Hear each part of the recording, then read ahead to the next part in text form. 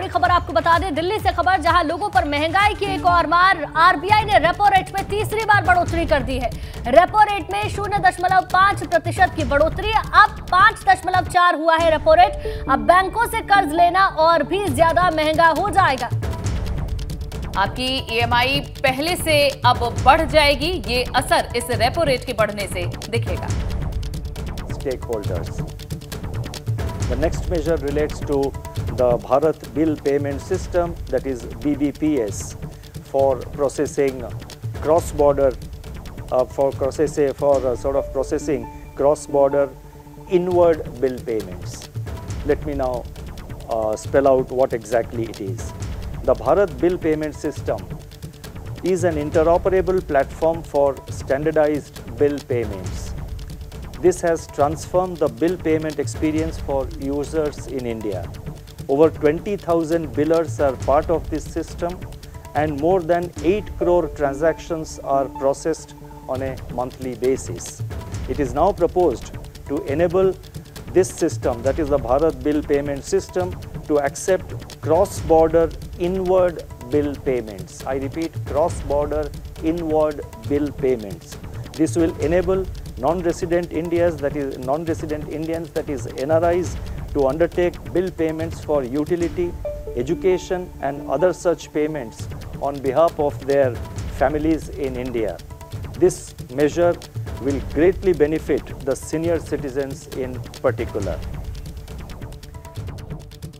और विवेक यादव हमारे संवाददाता ज्यादा जानकारी के साथ जुड़ गए हैं। विवेक, महंगाई से जूझ रही थी आम जनता और अब उस महंगाई से निपटने के लिए कर्ज लिया जाए तो उसकी ईएमआई का कर्ज भी बढ़ गया है। जी बिल्कुल, देखिए मैं आपको बता दूं कि लगातार जो जनता है देश की, वो पहले से महंगाई को लेकर जूझ रही थी, पहले से महंगाई को लेकर लड़ रही थी। अब उसी के बीच आरबीआई की एक और खबर आती है कि रेपो रेट में बढ़ोतरी कर दी गई, 0.50 की बढ़ोतरी बेसिस पॉइंट की कर दी गई है। तो ऐसे में जो home loan, car loan, personal loan जो लोग लेना चाहते हैं तो उनको काफ़ी अब एक्स्ट्रा पे करना पड़ेगा। अगर बात करें तो पिछले 3 महीनों की अगर बात करें तो पिछले 3 महीनों में 3 बार आरबीआई ने रेपो रेट बढ़ाए। अगर मई की बात करें तो मई में 0.40 की बढ़ोतरी की थी। अगर जून की बात करें तो 0.50 बेसिस पॉइंट की बढ़ोतरी की थी।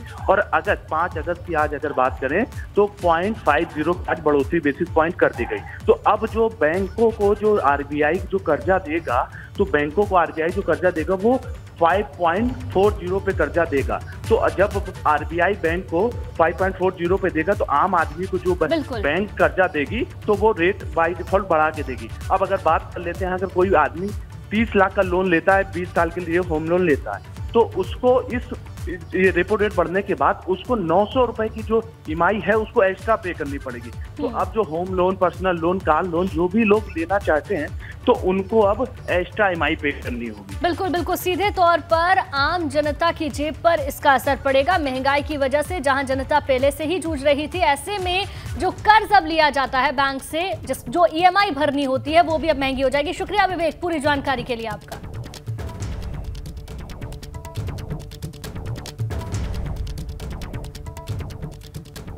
तो इस वक्त ये बड़ी खबर, जहां आरबीआई ने रेपो रेट तीसरी बार बढ़ा दिया है। इससे home loan, car loan, personal loan महंगे हो जाएंगे। लोगों को महंगाई का एक और झटका। बड़ी खबर आपको बता दें, यूपी के कई जिलों में मौसम सुहाना हुआ है। नोएडा में तेज बारिश, गर्मी से लोगों को राहत मिली है। तो लगातार कई जगहों पर बारिश की संभावना जताई जा रही है। नोएडा में तेज बारिश, गर्मी से लोगों को राहत मिली है। ये बड़ी खबर आपको बता दें, नोएडा सहित कई जिले ऐसे हैं जहां पर मौसम सुहाना हुआ है। कई जिलों में उत्तर प्रदेश की तेज बारिश हो रही है। पहाड़ियों पर जो बारिश हो रही है उसका असर अब मैदानी इलाकों में दिख रहा है।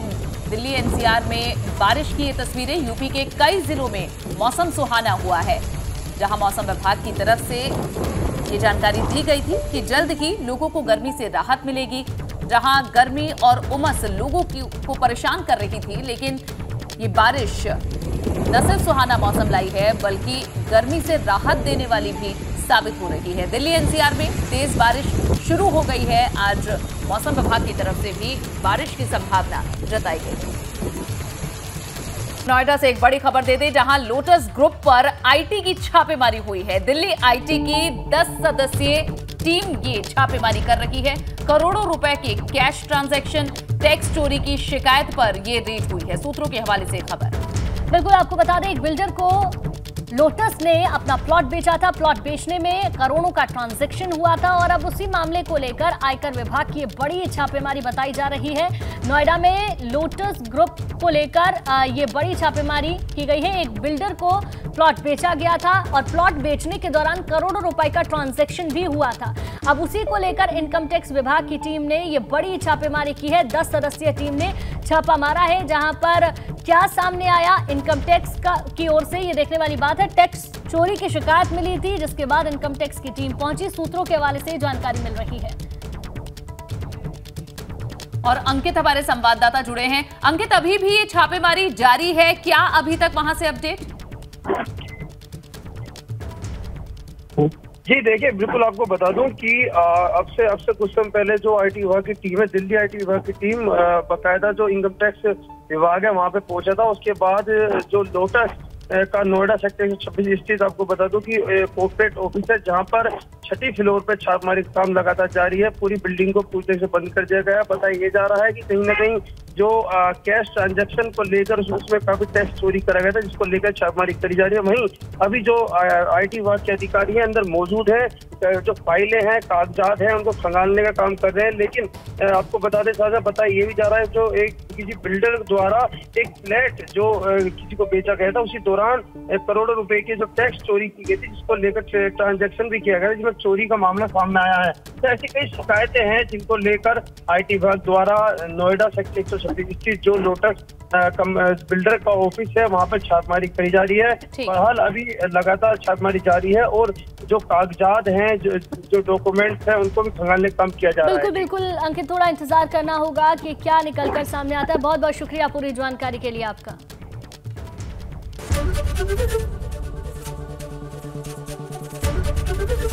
एबीपी गंगा, खबर आपकी, जुबान आपकी।